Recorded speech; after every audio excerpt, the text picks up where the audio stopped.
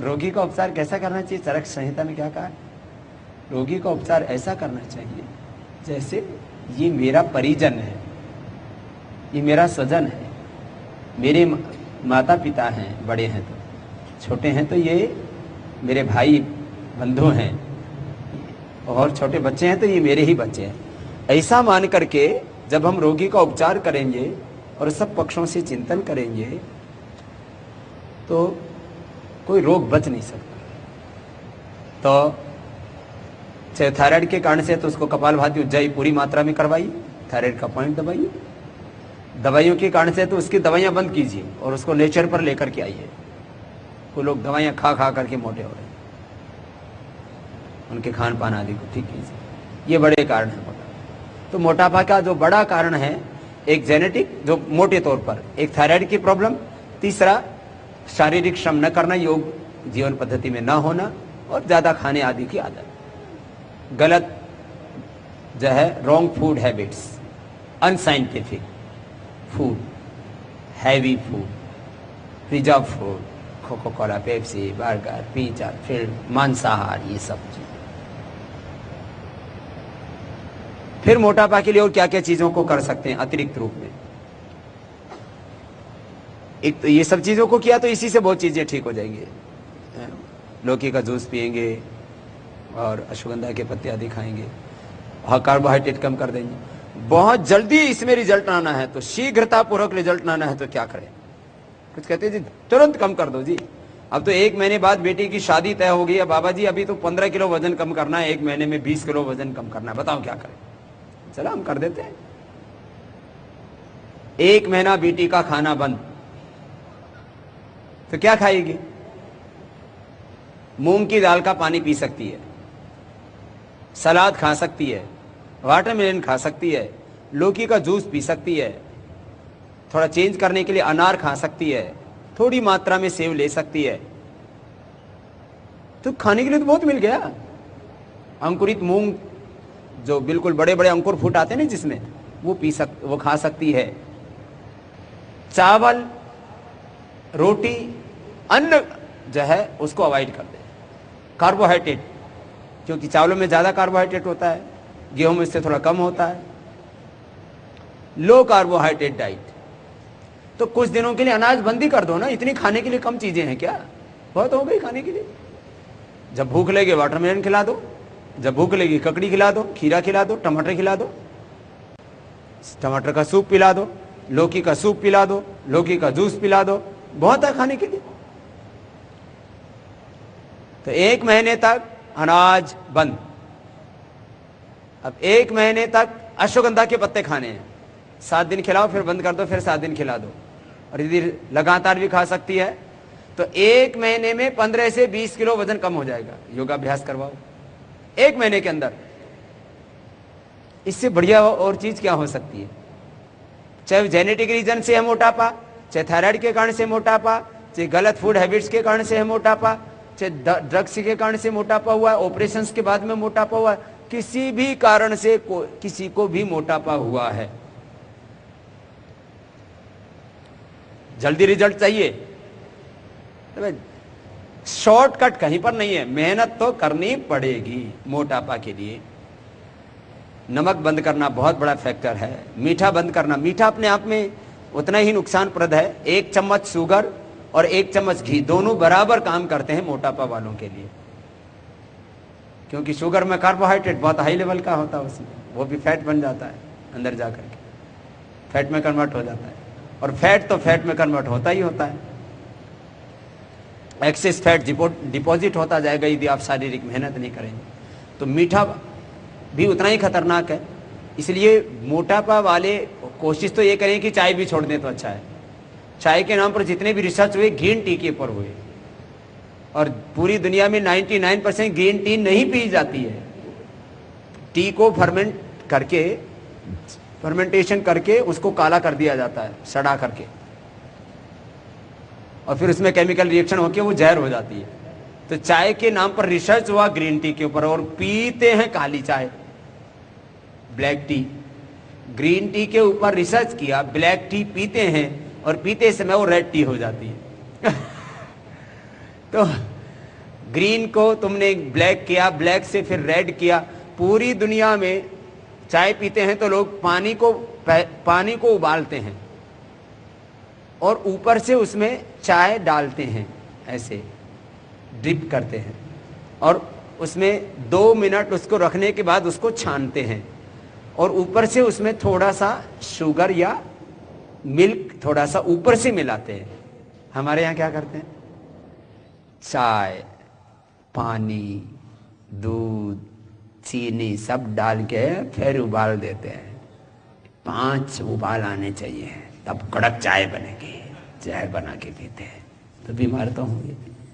अब मैं आपको ये कह रहा हूं कि आपको जो चाय पीने वाले उनको बोलना पड़ेगा, भाई ये कड़क चाय पीना बंद करो। आप यदि मोटापा कम करना चाहते हो तो पहली बात यह है कि आप चाय छोड़ ही दो तो अच्छा है, और फिर भी आपको पीना ही है तो आप ब्लैक टी पीजिए।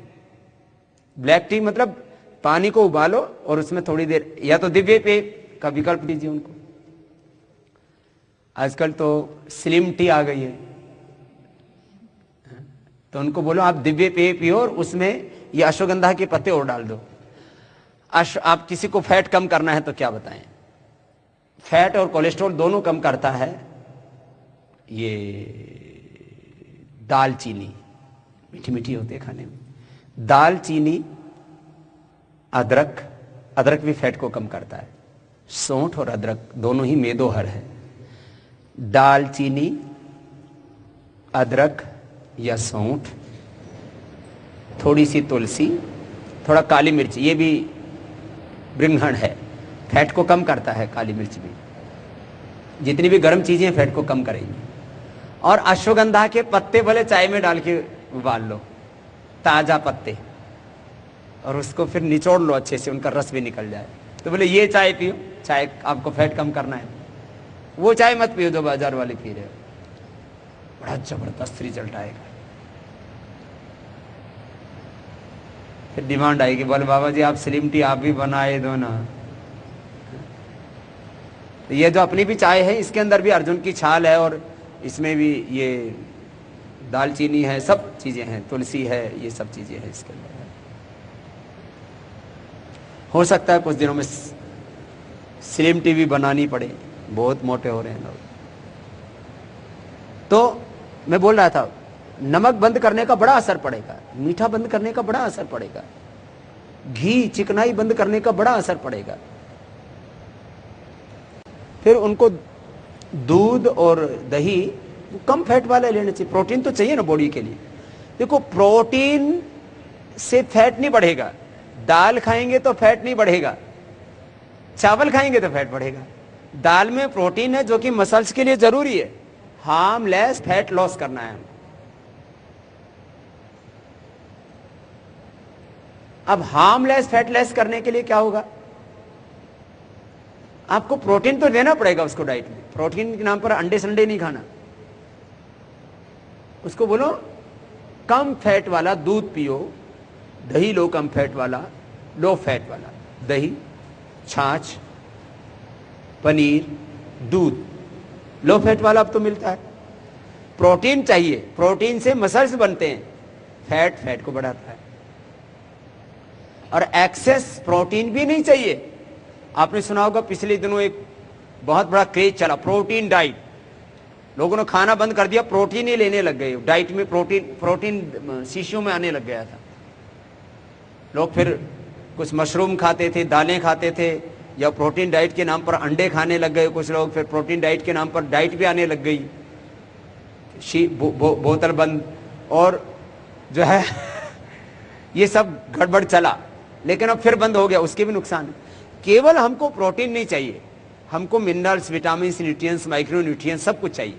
तो खैर, तो आपको मैंने बताया उपवास और उपासना, इनका भी महत्वपूर्ण है फैट को कम करने के लिए। फिर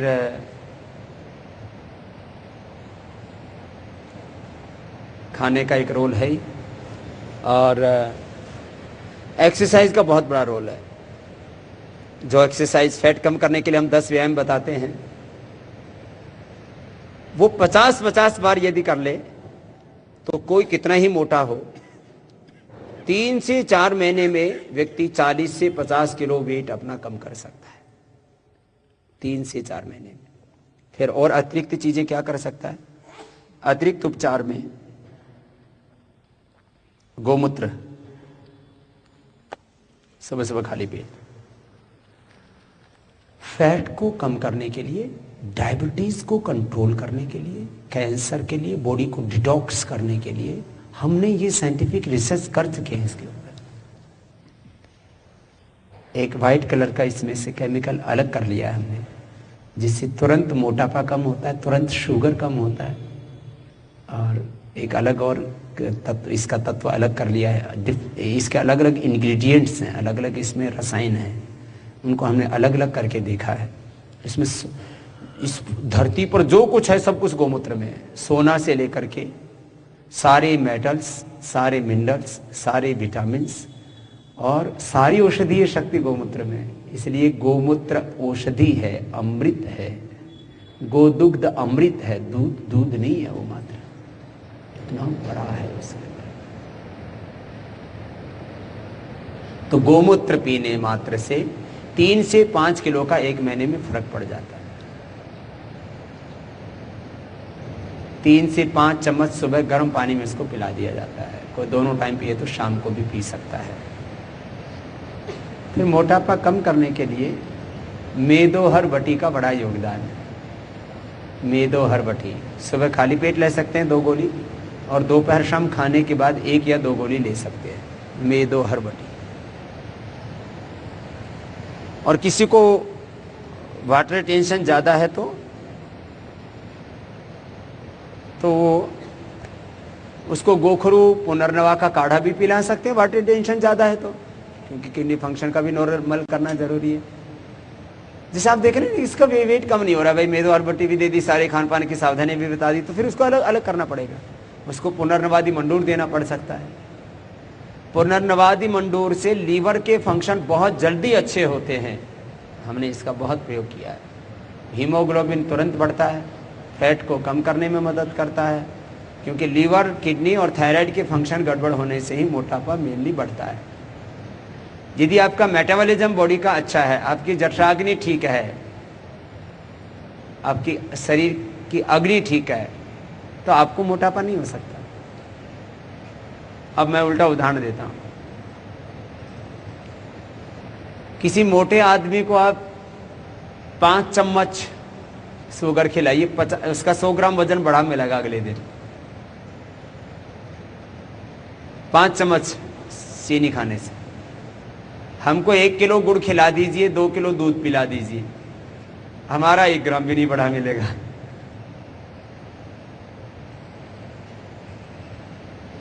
स्वस्थ व्यक्ति है, उसका मेटाबॉलिज्म बॉडी का फिट है, तो नमक खाने से, शुगर खाने से, घी खाने से वजन नहीं बढ़ेगा। अब हमको नमक खिला देने से हमारा बीपी थोड़ी बढ़ेगा, घी खाने से कोलेस्ट्रॉल थोड़ी बढ़ेगा, मोटापा थोड़ी बढ़ेगा। हमारा मेटाबॉलिज्म बॉडी का अच्छा है, हमारे शरीर की प्रकृति का संतुलन है, हमारे शरीर की अग्नि संतुलित है, तो फिर वो सारी चीज़ों को बैलेंस कर देती है। जितना बॉडी को जरूरत है उतना एब्जॉर्ब कर लेते हैं हम, एक्सेस है उसको बाहर कर देते हैं। जो भी एक्सेस फैट होगा तो बाहर हो जाएगा, जितना शरीर के लिए जरूरत है उतना रहेगा। ये जमा कैसे हो जाता है? ये जमा तभी होता है जब बॉडी का सिस्टम ठीक नहीं होता, तो excess fat, excess cholesterol, excess sugar, ये जमा होता रहता है। मोटापा के लिए मेदोहरबटी। फिर किसी किसी को कब्ज भी रहती है, स्किन डिजीज भी है साथ में, तो त्रिफला गूगल दे सकते हैं। और यदि किसी को कब्ज है तो उसको तो कोई दवाई काम नहीं करेगी, फिर योग भी काम नहीं करेगा। तो यदि कब्ज है और मोटापा भी साथ में है तो उसको त्रिफला रात को भिगो के बोले सुबह उबालो और उसमें त्रिफला में शहद डाल के पी लो। शहद योगवाही है, ठंडे पानी में डालो तो ठंडक करेगा, गर्म पानी में डालो तो गर्म करेगा। तो लोग नींबू पानी भी पीते हैं, जो है गरम, तेज गरम पानी में नींबू और शहद डाल देते, गरम पानी में। ऐसे शहद को गर्म में लेने के लिए निषेध किया जाता है, लेकिन मोटापा वालों के लिए ये पथ्य है। तो कब्ज है तो रात को त्रिफला भिगो दो, सुबह उसको उबालो और उसमें शहद डाल करके गरम गरम पी जाओ। ज़्यादा नहीं पिया जाता तो थोड़ा पियो। जिनको गर्म पानी पीने की आदत नहीं होती और उनको यदि गर्म पानी पीने के लिए कहा जाए तो उल्टी हो जाती है। तो उनको बोले थोड़ा थोड़ा पियो, चाय की तरह पियो, है ना, ऐसा। उनको बोला आप दालचीनी में डाल करके उबाल करके फिर पी लो, टेस्टी हो जाएगा पानी, वोमिटिंग नहीं होगा। तो अब यदि मोटापा कम नहीं हो रहा है तो इसका मतलब इसको कब्ज रहता है, उस पर कोई चीज असर ही नहीं करेगी। यदि मोटापा कम नहीं हो रहा है तो इसका मतलब उसके या तो ज्यादा नमक खा रहा है, ज्यादा मीठा खा रहा है, ज्यादा चिकनी चीजें खा रहा है। यदि मोटापा कम नहीं हो रहा है तो इसका मतलब उसका थायराइड गड़बड़ है।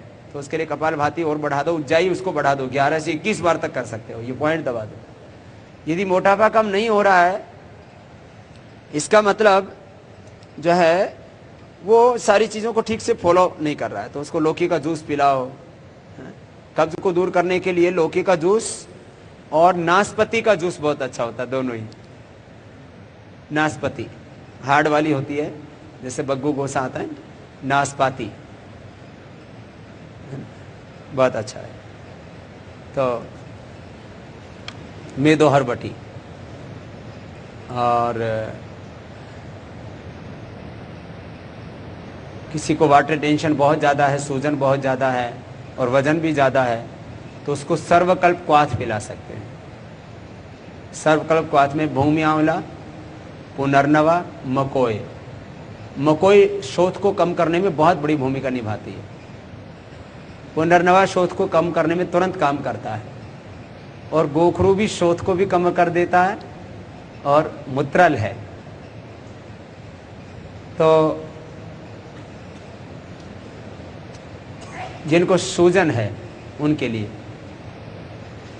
सर्वकल्पवात, पुनर्नवादि मंडूर, इसका सेवन जरूर करवाएं।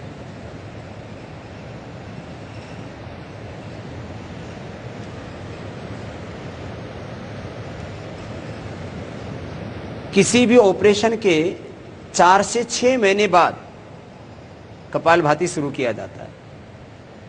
6 महीने बाद औसत टाइम होता है।